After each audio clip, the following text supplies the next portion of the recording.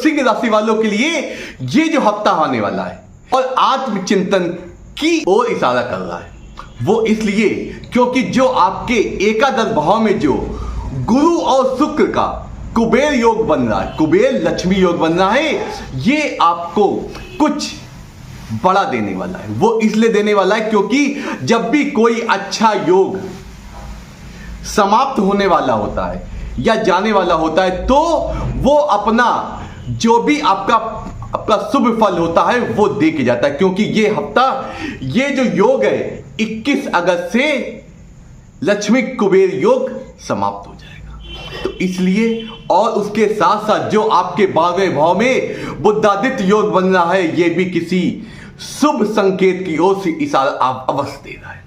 आइए चलते हैं उस बारे में जानने के लिए कि ये जो आने वाला हफ्ता है रक्षाबंधन के बाद वाला, वो हफ्ता आपके लिए कैसा रहेगा और क्या ऐसे बदलाव रहेंगे और उसके बाद में किन बातों में आपको आत्मीय चिंतन करने की अति आवश्यकता है।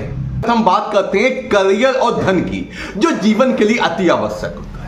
इसी कड़ी में चलते हैं। पहले बताते हैं आपको जो मैंने बताया कुबेर लक्ष्मी योग, ये आपके एकादश भाव में बैठ रहा है। इसमें क्या होगा, एकादश भाव में बैठने से जो गुरु और शुक्र होते हैं उनकी सीधी दृष्टि आपके पंचम भाव में जाती है और नवम दृष्टि सप्तम भाव में जाती है। जब पंचम भाव में ये स्थिति जाती है, ये अति सुखमय कारक होती है। वो इसलिए होती है क्योंकि गुरु और शुक्र दोनों ही अच्छे ग्रह होते हैं, बशर्ते बात होती इन दोनों की आपस में नहीं बनती है।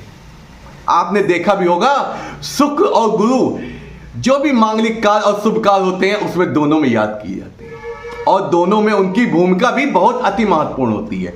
वही आपके जीवन को भी सुखमय बनाने के लिए, धन संपदा लेने के लिए इन लोगों ने अच्छे कार्य करना चालू कर दिया, बशर्ते इन दोनों में थोड़ा आपस में ईगो क्लैश होता है। वो ईगो क्लैश इसलिए होता है क्योंकि गुरु होते हैं देवताओं के गुरु और शुक्र ये आपके दानवों के गुरु होते हैं। दोनों हैं गुरु, उपाधि वही है पूजनी वाली, लेकिन आपस में ये अलग अलग फील्ड से संबंधित होते हैं, इसलिए दोनों में ईगो क्लैश होता है।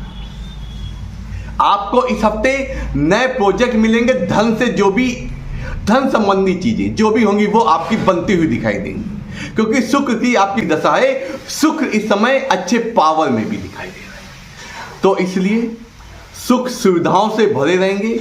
ये हफ्ता आपको आनंददायक होगा, लेकिन एक बात आपको ध्यान रखनी पड़ी, रिलेशनशिप में आपको ध्यान रखने की जरूरत है, क्योंकि शुक्र पंचम भाव में देखते हैं, इससे अफेयर इत्यादि होने के योग होते हैं। जिनकी जो आपके संबंध में होते हैं उनके संबंधों में मधुरता तो आती है, लेकिन आपस में मन मुटाव भी हो सकता है, क्योंकि गुरु आपको अनहित कार्य नहीं करने देते, अनैतिक कार्य करने नहीं देते इस ओर वो, क्योंकि उनकी भी दृष्टि है। लेकिन आपके पारिवारिक संबंध, वैवाहिक जो हैं, उनके लिए ये समय बहुत अच्छा है, सुखमय रहेगा।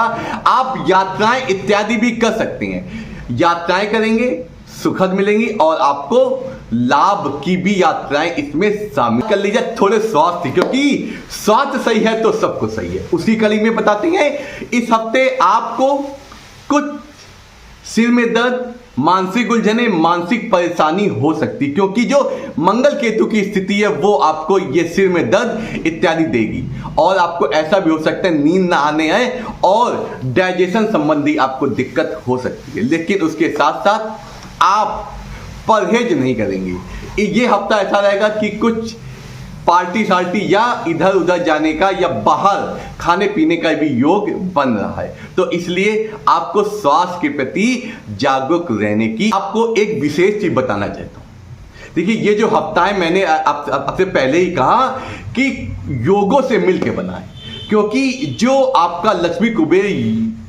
योग है ये आपको अच्छे प्रोडक्ट या अच्छे ऐसे उपाय भी बताएगा, ऐसी चीजें बताएगा जो आपको धन संबंधी स्थितियां आपकी मजबूत करेगा। लेकिन बशर्ते राहु की स्थिति के कारण भ्रम की स्थिति आ जाती है। आप हर चीज को संदेह रूप में देखेंगे, तो इसलिए आपको हर चीज को अच्छे से ऑब्जर्व करने की आवश्यकता है और निवेश आदि में आपको ध्यान देने की जरूरत, क्योंकि इस समय निवेश में आपको लालच तो दिखेगा, लेकिन आप जल्दबाजी ना करें, क्योंकि राहु की स्थिति आपके लिए अच्छी नहीं है, क्योंकि ये आपकी स्थिति आपके लिए सप्तम भाव में बन रही है और सीधे आपके लग्न को देखती है, इसलिए भ्रम की स्थिति हो सकती है और जल्दबाजी की स्थिति हो, लेकिन इसीलिए आपको जल्दबाजी ना करने की मैं हिदायत देता हूं। और उसके साथ साथ अब मैं आपको बताता हूं क्या उपाय आपको विशेष करने ऐसी स्थिति ना हो। पहले आपको केतु जो आपके लग्न में बैठे हैं, तो ये आपको आध्यात्मिकता की ओर ले जाएंगे, लेकिन इसके आपको क्या करना है, ओम केतुवे नमः इस मंत्र का जाप करेंगे तो केतु की स्थिति अच्छी बनी रहेगी, क्योंकि लग्न में बैठा है ना, तो उसका पूरा प्रभाव आपके स्वभाव, आचार विचार और आपकी सोच पर निर्भर करेगा। वहीं राहु भी सामने देख रहा है, इसलिए किसी भी शिवालय में जाके जो आपसे देखा होगा शिवलिंग के ऊपर जो नाग देवता रहते हैं, आपको जल ऐसे उनके ऊपर चढ़ाना है कि नाग देवता से होता हुआ शिव जी पे गिरे। इससे क्या होगा, राहु का ये बहुत अच्छा उपाय होता है। इसको उपाय करने मात्र से ही आपको राहु संबंधित जो भ्रम की स्थिति, जो मन में आपके संदेह होगा, वो चीजें दूर होने लगेंगी और बिल्कुल साफ हो जाएगा। और आप जो ये हफ्ता आपको लाभ देने वाला होता है, वो लाभ आपको मिलेगा। अब उसके बाद आपको शनि से संबंधित जो आपके व्यापार या जॉब आदि में जो मानसिक उलझन या दिक्कत होगी, तो आपको पीपल के वृक्ष में जला अर्पण अवश्य करना है, क्योंकि इसको करने से शनि से जो आपको जो हडल्स मिलेंगे, वो हडल्स आपके रास्ते में दूर हो जाएंगे।